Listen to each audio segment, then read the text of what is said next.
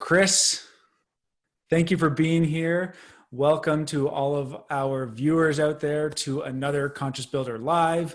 And Chris and I have had lots of conversations, Chris Magwood of the Endeavour Centre, and we've gone to Peterborough. We've toured some of his sites. We've seen some of the products that he's working with. We have another podcast that we did recently with him and Cheryl Atkinson of Ryerson University talking about their Zero House, which we will get into here. And Chris, thank you for doing this and being here live with us. Yeah, my pleasure. Thanks for the invitation. And obviously I can see all this exciting stuff behind you. Maybe we'll get into that as well.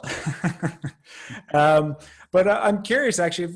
I figured, with everything that's happening, the pandemic and so forth, and you were the director of the Endeavour Centre, and everything you were doing was really hands-on teaching, like in person, right? What are you doing at the Endeavour Centre now? Like, how are you managing this? Or are you having to switch things up? Are you waiting?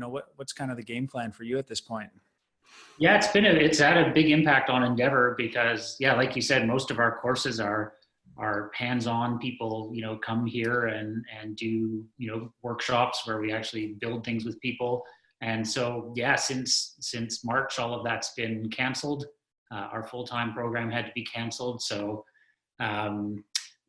luckily for the school, we've also been working on this Builders for Climate Action project, and the interest in that has really taken off. And so right now we're luckily getting a lot of consulting work, trying to help people out to getting to sort of zero carbon building, and all of that. It just happened to start coming at the right time. Just as the courses got canceled, all of this other really interesting work came along. But we're starting to, look forward to doing some of the hands-on programming a bit later in the summer and hopefully in the fall, and kind of get back to our roots of delivering programming. But in the meantime, we're doing a lot of work on sort of counting the carbon and building and helping people figure out where they're at. Yeah, so for our viewers, the people who are joining us live here, maybe give a quick rundown of what exactly the Endeavour Centre is and what it represents and what you teach. Sure, yeah. We're a not-for-profit building school. So our sort of main program is a 4-month-long course where the class actually builds a building with us from start to finish. So some of the projects that you guys have looked at before are things that we built with the class. So people really get to come here and sort of participate in both the design side and the construction side of a, zero carbon, zero energy, low impact, healthy building, and see the whole project through. And then in addition to that, we do a lot of sort of shorter, anything from sort of one day to 1 month courses that are a bit more focused on particular topics or subjects than the full-time program. So you can come and do a hempcrete course or a straw bale building course or a course on how to get a building airtight or things like that. And one thing that I really admire of the projects that you do, you're really focusing on like the carbon side of things, which we're going to get into. But a lot of the products that you use are natural products, right? You're trying to avoid all of those chemical-based products. Maybe there's why don't we do it since it's behind you? Why don't you grab a few products that you find interesting behind you, or just maybe a quick rundown of what you have behind there? Yeah, well, I mean, there's a lot of things back there. There's different kinds of wall panels. There's some hemp wall panels and sorghum straw and sustainable wood. There's a hemp corrugated cladding. There's some healthy flooring options. Clay floor, linoleum floor, some healthy paints. So we're really, trying to, I guess, we have 3 overlapping things. One is sort of a sort of energy efficiency side of things. So we want to be making zero energy buildings. We want the building to not have any carbon footprint in the production of the materials, and we want those materials to be non-toxic. So kind of everything behind me, they're all things that kind of in their own way contribute to that in an overall project. All right. I remember one thing that stood out to me is you had insulation that was literally grown, like it was from mushrooms, I believe, right? That's right. Yeah, yeah. The mycofoam. So that's a Right. mycelium insulation. Yeah, we play around with and sort of put into buildings things that are really cutting edge like that, and then we also combine that with things that are more conventional and sort of widely available. So a typical Endeavour project will have a pretty wide array of materials put in there so that our students get to see both like the sort of leading edge of what's coming, but also the what's best practice that you can go down to the store and get right now. Yeah, and that's one of the things too, like being a builder in my position, it's always tough. There's always products out there that are better products or superior products, but we still have to navigate the stuff that's more readily available or even more. And it's usually the stuff that's more readily available is also more cost effective, right? Because obviously it's not cheap to renovate or build or do these things. And in a perfect world, we could choose all of these products. So how do you navigate that sort of stuff with the projects that you're doing? Because the projects that you're doing aren't just for education, but they're actually for clients, right?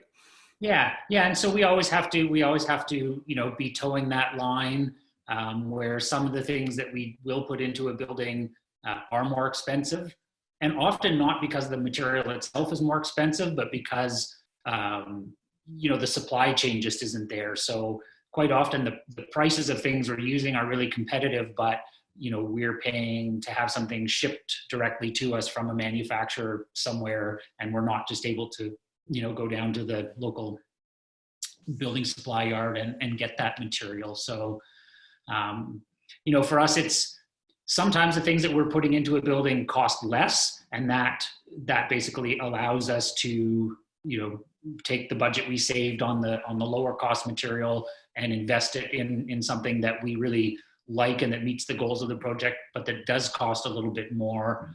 But we're always really budget conscious because we're not building for clients with endlessly deep pockets. We do have to sort of be doing projects, at or really close to, conventional costs. And so for us, it's just a bit of a balancing act. And also, working with our clients to sort of see that some of the things we're doing might cost them a bit more. Oh, I think we just lost you there. Hopefully he comes back in here. I will continue to talk and share a little bit about what we're going to be getting into. And hopefully Chris can hop back on here if it is just on his end there. But Chris was a part of something called the Zero House, which I alluded to at the beginning of this. And that house was actually, their goal was to be hit zero carbon, right, in terms of the footprint. And they were putting everything into play in terms of the materials they were using, how they were getting it to site and so forth. A big part of the construction industry is our carbon footprint, obviously. And certain materials will create more carbon and certain materials will offset carbon. And Chris is back, so I have to stop filling in. So, all right. Can you hear us? I can now. Yeah, okay. So you were just talking about it, but I was actually just sharing about a zero house and sharing a little bit about what your target was, and you were going for zero carbon and so forth. So maybe we can just flow into that a little bit, and we can talk a little bit about the targets and ultimately what you ended up hitting, because it was better than zero. Yeah. It's always exciting when you can do better than that.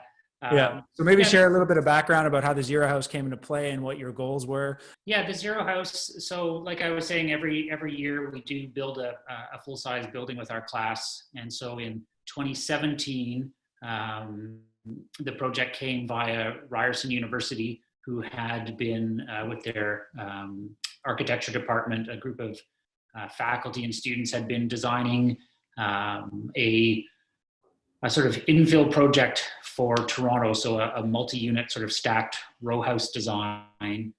And when we started talking to them, the option to basically build one unit of that stacked row house came along with a chance to kind of show it off at the Edit design show in Toronto. And so they had this plan, a floor plan and a sort of elevation of the building.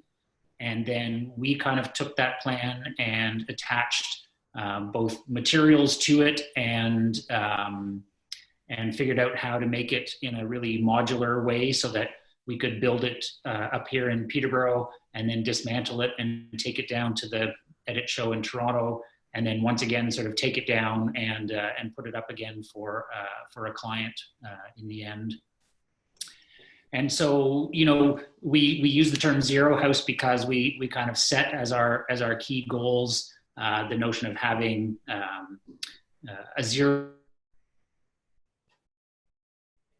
occupant of the building, a zero carbon footprint in the construction of the building, and zero toxins in the interior space, as well as trying to achieve zero waste. And so, you know, with the Ryerson team, we worked on the energy modeling side and, you know, sized out the PV system and the heating system and stuff like that. And then with our class, we sort of designed and built the panels, and, you know, you can see some shots of that being assembled.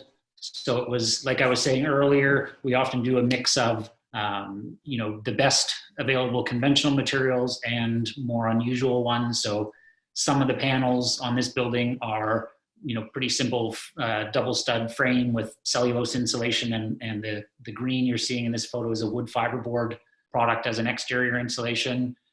Some of the panels had straw bale in them and mycofoam on the outside. We experimented with some cork sheathing, a whole range of different materials, but basically, you know, all with the notion that we would be, you know, creating this building with a zero carbon footprint.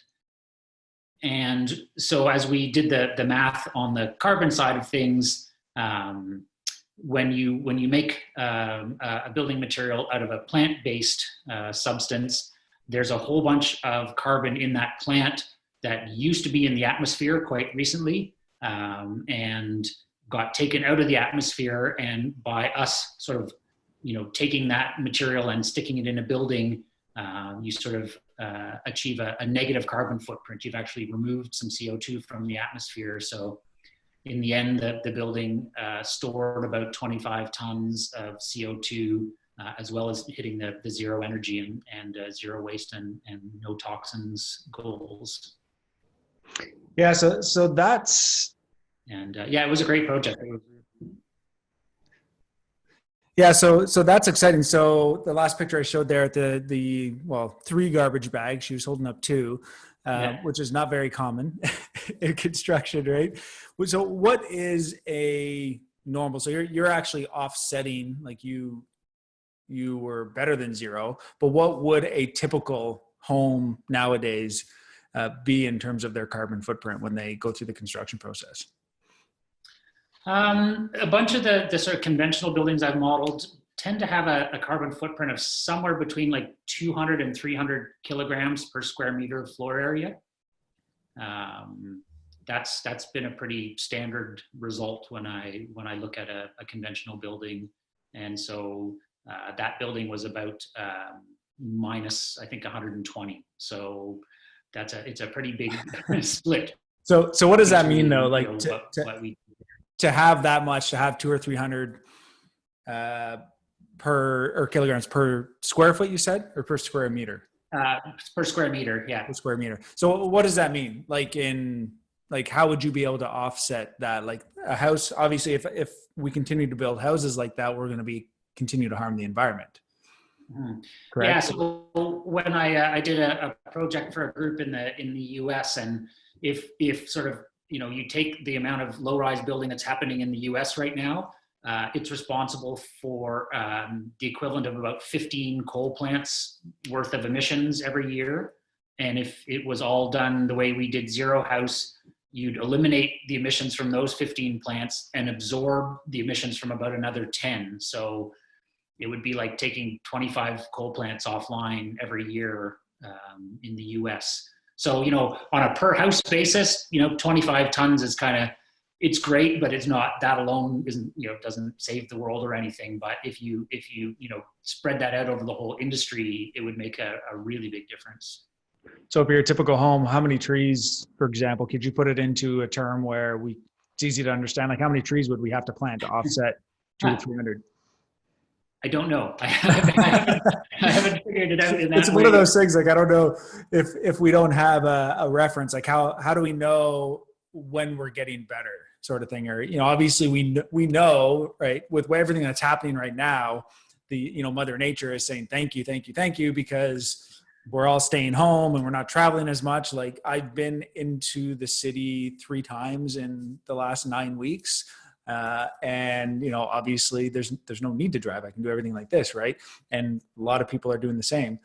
And my fingers crossed, to some extent, a lot of these new habits that we're having to develop because of out of necessity, hopefully we will continue them, right? Which will help. But we will need to continue, for example, to build houses, maybe not to the extreme that you did, but we do need to get better. Right. Yeah. And that's not a habit that's being generated right now, because all we're doing is we're sitting here waiting to be able to start building again. Yeah. Right. Although we won't be traveling as much, for some of us who are maybe working in an office now, the work is saying, oh, you can do it from home just as good, or if not better. But that's a different story, right? So what are some things, and how do we reduce that on the construction industry? What are the baby steps? Yeah. I guess, the baby step number 1 is just learning something about, what materials are responsible for how many emissions when you're planning a building project, being able to target what are the real culprits of, the bulk of those emissions. So what are the bulk to start? Like, what are the big ones right off the bat? The 2 big ones are typically concrete and foam insulation. And so, if you can minimize the amount of concrete and work with concrete mixes that have a lower carbon footprint, that makes a big difference. If you can, switch out the foam-based insulations for things like any plant-based insulation, but the most common one would be cellulose. Those 2 steps alone, will take a building from being sort of at the highest level of carbon footprint to being pretty reasonable. What about, we tend to use a lot of rock wool, partly because it's readily available. It doesn't mold. Like, it has all sorts of really great characteristics in terms of longevity. How harmful is that? Because it is still coming from rock. That's not a renewable resource, right? Yeah, it's both rock wool and fiberglass. They're kind of in the middle of the range. The foam-based insulations are have the highest carbon footprint. The mineral-based ones are kind of somewhere in the middle, and the plant-based ones are sort of in carbon storing, sort of like negative number territory. So, a step from using, say, foam cladding on the outside of the building to rock wool it's a great step. Like it definitely, depending on which foam you're using, can, cut the carbon footprint in half or more. And so, it's a step in the right direction for sure. That's great. So you've been doing this carbon calculator that's in beta stage. Yeah. And we have the 3-day cottage coming up that we were promoting on our YouTube, and we're actually going to have Jane, the architect, on, Jane Wilson, and we'll have the homeowners on here live as well. But we took this opportunity to put in the numbers into your carbon calculator, and Anderson did it for us, one of our lead carpenters. And I think if you have it there, are you able to share your screen? It'd be really cool to walk through that, because even I haven't gone through it all yet. I skimmed through it, but I'd be really curious to know how it all calculates. Really high level stuff. If we can go through that. Make sure maybe we did something wrong as well. I don't know. Nope. But I think you skimmed through it. And I didn't have the chance to check, all the numbers. So, this calculator, I think, is really helpful for people, but obviously, the way it works, I'll just kind of scroll my screen here, but, the user inputs on this main page all the basic dimensions of the building. So, you know, if you've put those dimensions in right, then the answers should be sound. And so, you know, here on the main page, you guys have a carbon footprint of 45 kilograms of carbon dioxide per meter squared, which, like I said before, a typical North American home is usually between 200 and 300. So, you know, you're somewhere in the neighborhood of a sixth of the carbon footprint of a typical house, which is, you know, that's a huge improvement. It would be, you know, if you compared that to energy efficiency, like that would be a huge leap. If you could use a sixth of the amount of energy, everybody would think that's great. And so, like, what you've done here is, you know, is already a really great, a huge leap compared to a conventional home. I think what's important to point out too is that this isn't being built to minimum building code. This is aiming, you know, we're aiming for net zero standard. So it actually has more materials than your typical home as well, right? Yeah. Yeah. And so, yeah, I mean, the way the calculator works is, you know, based on the dimensions you've given, you can come here, say, here's the foundation wall section. And, you know, you guys have selected that you're going to use a high SCM concrete. And so the, you know, the carbon footprint of that amount of concrete is 5,500 kilograms. And you can sort of, you know, scroll down the results for all the different options and kind of see, you know, where you might have, you know, had a higher or lower carbon footprint. Likewise, you know, you've specified some interior framing and some interior insulation. And, you know, here you've got some negative numbers showing up, and that's those plant-based insulations. So that's the cellulose that you've specified and a wood fiber board that you've specified, you know, the drywall. And so, you know, piece by piece, you sort of go through the calculator and pick out your materials, and it'll sort of tally up that carbon footprint for you. And I think, you know, if we sort of look at your results up here, you know, really it's the foundation slab and walls and footing. Like I said before, the concrete is a big piece of this, and, you know, you can sort of see that between the footing, the foundation wall, and the slab, you know, that's the vast majority of the carbon footprint for your building. And you know, if you were able to minimize that, you would probably be getting into, you know, carbon storing territory. If your grand total is 7,700 kilograms, and I can see here you've got 3,545, like, you know, almost 6,000 of that is just in the concrete in that building. So, you know, a change to either the amount of concrete or the type of concrete, or, you know, if there's a way to, you know, move the building up and build at grade and get rid of, you know, that subgrade space that uses all that concrete. You know, we're building. There's a lot of ways you can address that, but that's, you can sort of use the calculator to see, oh, that's, you know, that's where the bulk of that footprint is. Yeah, we're building into the side of a hill here because it's a sloped lot, so it's going to be hard to get rid of that completely. Now, something you can, unless there's something else you can share, you can stop sharing your screen now. Sure. If you'd like. Are there, you know, there's hempcrete options? Like, how readily available are those things becoming in our area?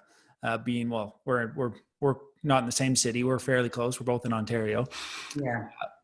But how easy is it to find those products, and where are they coming at? Like, what's an alternative to concrete? Well, I mean, alternative concrete it more has to do with, you know, you can do things by talking to the batching plant about different mixes. So, you know, the big carbon footprint in concrete is the Portland cement content. And so there are ways that you can mix concrete where you can really drop the amount of Portland cement and increase the amount of supplementary cement materials. So things like slag and fly ash and things like that. You can use Portland limestone cement. You know, there's a bunch of ways that that the batching plant can sort of adjust the mix, which can have a really big impact. You can get some mixes that don't really stretch the typical batching plant, that'll cut your carbon footprint of the concrete in, anywhere from sort of like 50 to 75% is quite doable. Oh, wow. So that's not even looking at sort of alternative cements. That's just monkeying around with the mix and, paying attention to what's actually going into the concrete in the first place. Right. So will the concrete plants actually do that? Will you, if you tell them what to mix with, sort of thing, right? Because I'm assuming. Yeah, they will. I mean, certainly we've worked with quite a few that will. They know and understand the specs of all of those materials. Sometimes the biggest factor that changing the mix like that will have is quite often those concretes will actually develop a higher strength, but they'll develop it more slowly. So, it may mean, say, for a slab that it takes longer before you can put the finish on it because, you're adding a bunch of hours to the set time before somebody can polish the surface of it, or you need to wait another 24 hours before you strip the forms, or, there can be impacts like that. But in general, that those mixes are well understood in the industry and people kind of know what they do and what their properties are, and so it's not a stretch to start talking to the batching plants about that. Okay, well that's good to know. So that's something that anybody can take care of, right? I think the bigger issue is a lot of the stuff that you're working on and that we even talk to a lot of clients about is just not normal, right? And there's a lot of building being done that has to be done quickly, and we've been doing it the same way for years, right? Yeah. So now it's a matter of changing the way we've been doing it, which ultimately starts to some extent for somebody to ask for it, right? Somebody's going to request it, but then somebody needs to commit to it. And a lot of subtrades, I find, as soon as you change the way that they normally do something, there's pushback. And the pushback can often come in, well, I'm just going to charge more, right? I don't do it that way. This is the way we do it. We've been doing it like this for 30 years, 40 years, whatever it may be. So how do we navigate that? Like, how do you see the industry shifting? You started with the baby steps, sorry, and I think we kind of got off on a tangent. We did step one. Yeah. No, I think I totally get all of that stuff, and we face the same, a lot of the same questions and a lot of the same issues. I think the thing is, people have to be at the place where they're thinking seriously about climate change. If your foundation contractor is giving you pushback, the question is, like, do you have kids? Honestly, we're talking about sort of like bankrupting the future versus learning something new, adapting to a slight shift in practice, and maybe even losing a couple $100 on a job the first time while you learn how to do it. But that's, the result of such baby steps can be such a huge impact on the climate. It's like, are you willing to make that trade-off? And, for us, if that subcontractor's answer is no, then that's not somebody we're going to work with, because to me, and hopefully, to my clients and the people I'm working for, we expect that people are going to take that seriously. And if the answer is no, I'm not even willing to think about it or try it or talk about it, then you're the wrong tradesperson for me to be hiring, because the future is too important for, that sort of minimal amount of hesitation you have about trying something new doesn't cut it when it comes to, fixing the climate. Yeah. I love the fact that you brought up the kids, right? Because that's ultimately where the conscious builder came into play, is when my wife and I found out that we were having a kid, our first kid. Then all of a sudden my mindset shifted, and I was like, oh, there's going to be this little person looking up to me, and I need to lead by example. And, if I'm going to tell this kid that he, at the time, we didn't know, but now if he can be whatever he wants to be, and I need to make sure that I'm doing the same. and kind of blazing that trail for them, right? And if I'm not, well, why not?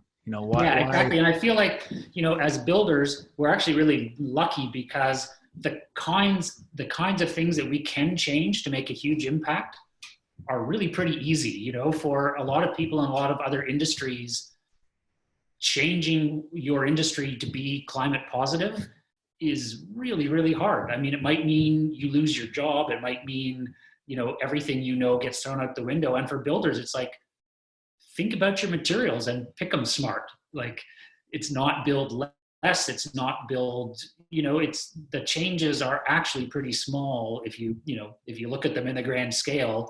And in fact, if you're building a building with a negative carbon footprint, the more you build, the better you're doing for the planet. So it's like, we're not being asked to end our careers. We're being asked to, like your name says, be conscious about about those material choices and make smart ones. And we're all smart enough to figure out how to work with a high SCM concrete. We're all smart enough to figure out how to put cellulose in a wall instead of fiberglass. We're all smart enough to figure out how to hang wood fiber board versus foam board. Like, they're really not, the industry doesn't have to be turned upside down for us to do a really good job.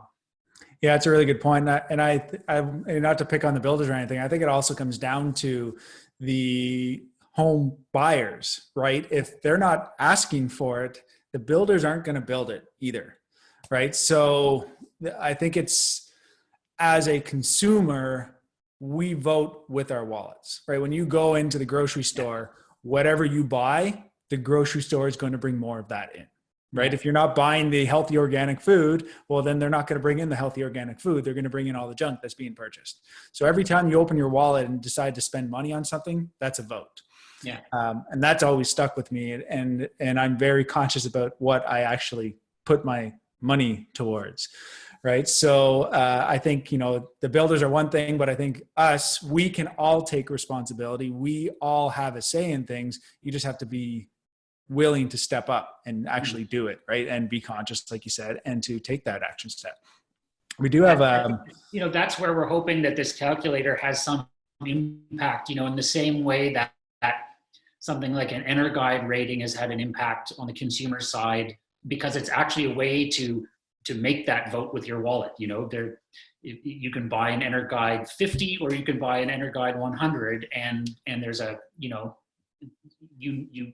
that you've made a difference with that purchase. And I think, the same way that, you guys are looking at a 45 kilograms of carbon per meter squared number, like, that's a sales tool. If you can go to your client and say, hey, the other builder is going to build you one that's 300 kilograms and we're doing one that's 40, and the price is, this close, here's how you make that difference to the climate is choose me, because I'm showing you that I'm actually doing something that's measurably, different and a measurable improvement. Yeah.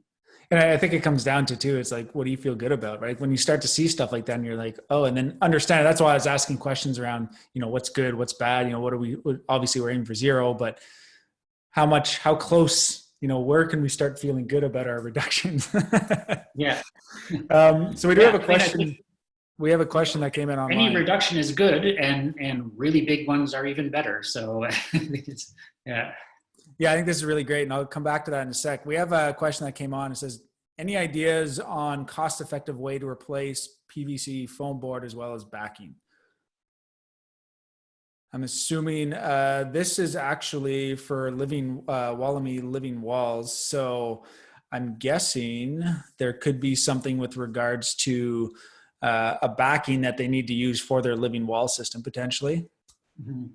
Yeah, I mean, for something like that, though, that's not going to be a high impact part of the building, right? If we're talking a living wall that's maybe, 100 square feet, even if the material you're using has a relatively high carbon footprint, it's probably pretty thin and it's probably, not that much area. And so, my gut feeling is there's probably better places to put your attention to reducing. Like, if you can say, do something about all the concrete in the building, the backer for the living wall is it's gonna be pretty insignificant in the grand total. Right.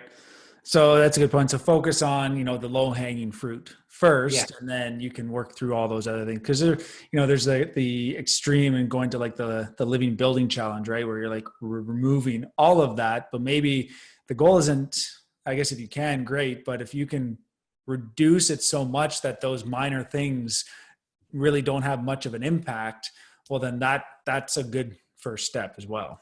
Yeah. I mean, you'll notice like from the pictures of Zero House, it has metal siding and it has metal roofing, and that all has a pretty high carbon footprint, but we offset it with, a really minimal foundation and all the plant-based insulation. And so, to do this, you don't have to get rid of everything that has a carbon footprint. You just have to sort of be aware of what are the big ticket items, what are the things I can use to offset those big ticket items, and most of it will kind of like come out in the wash if you're thinking about it on the larger scale like that.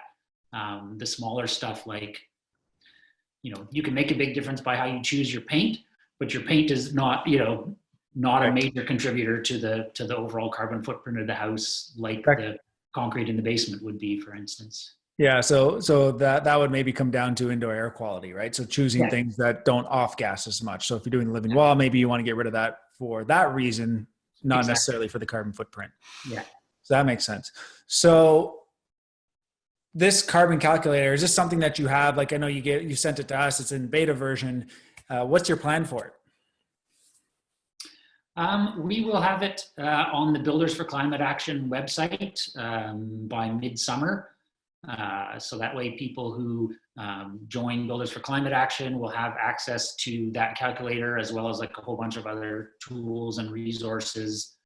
Basically, we're trying to help people with the exact same kind of question, like, where do I go? What do I use? What are the assemblies that work? How do I spec a low carbon concrete? Like, our plan is to both have the calculator and all of those sort of supporting resources at the Builders for Climate Action website. Okay, well, we'll make sure to share links for that so everyone can get those later. We'll throw it in the notes down below.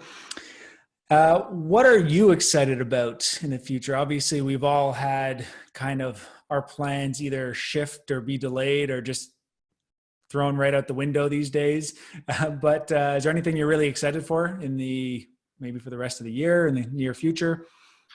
I'm really sort of excited by and glad to see how many companies are starting to get into the sort of the prefab business. There's a sort of growing number of companies doing really interesting wall, roof, and floor components that are basically taking all of these materials, in particular these really great carbon storing materials, and they're doing all the work off-site, and they're sending you something that's kind of ready to be put together.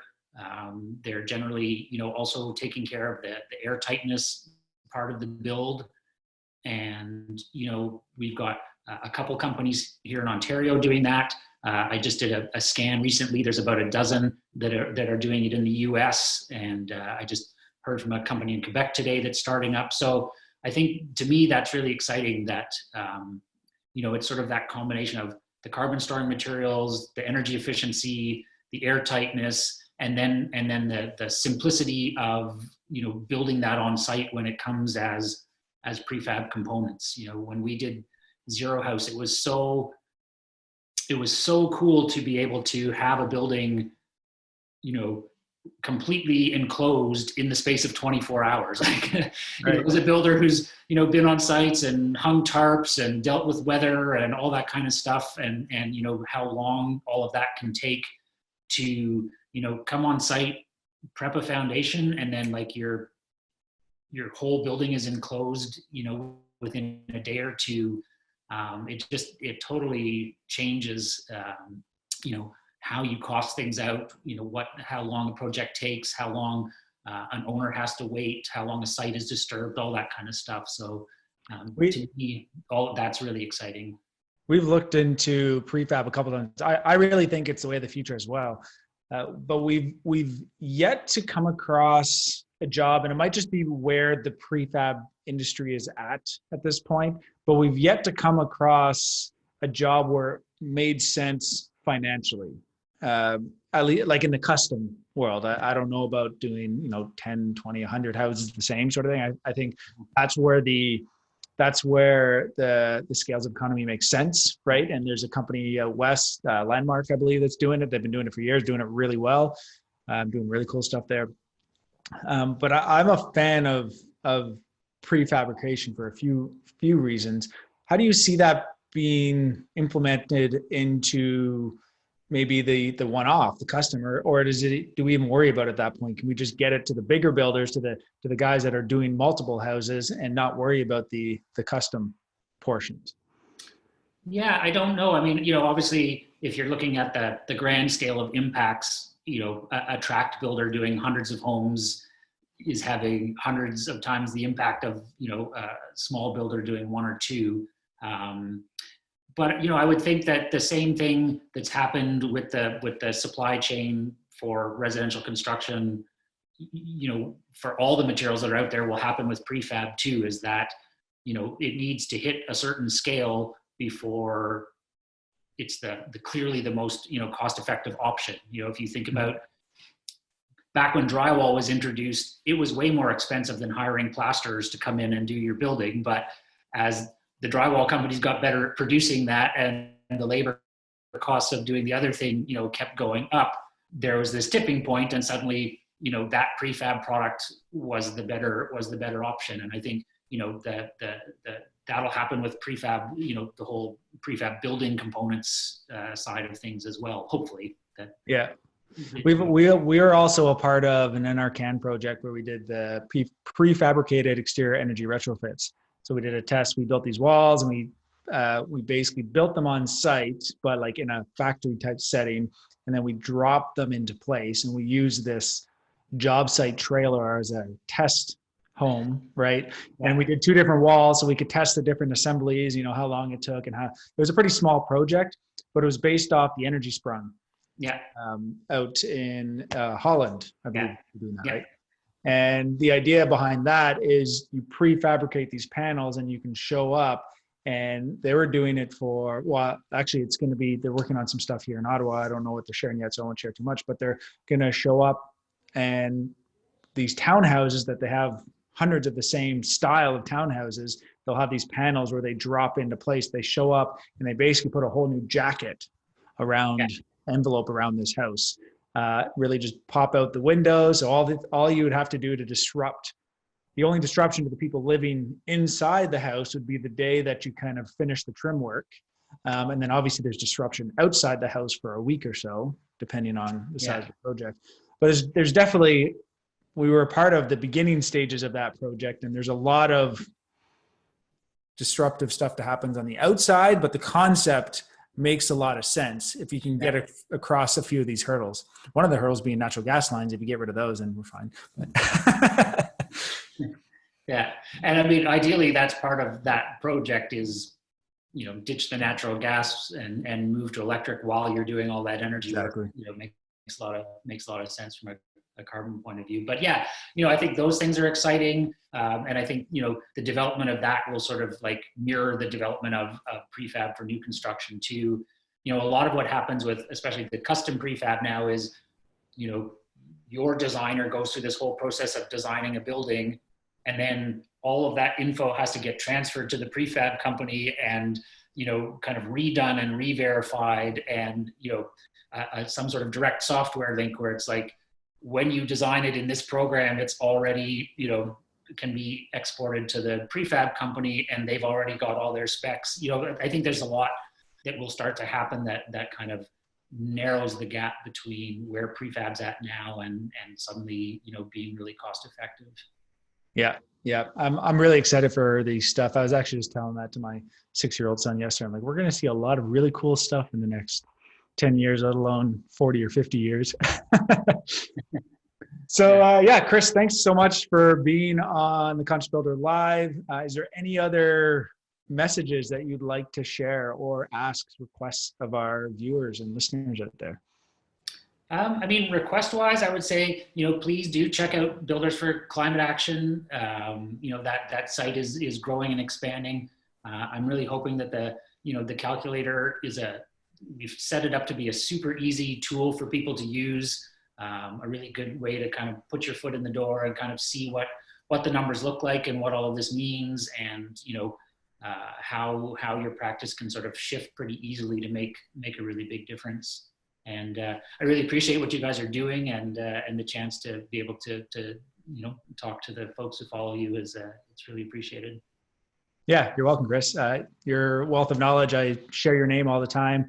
When contractor, author, teacher, researcher, speaker, Chris knows what he's doing. So if you have any questions, we'll make sure to share all those links and you can connect with Chris. And I'm looking forward to seeing Endeavour up and running again and doing some really cool projects. So thanks again, Chris. Okay, thank you.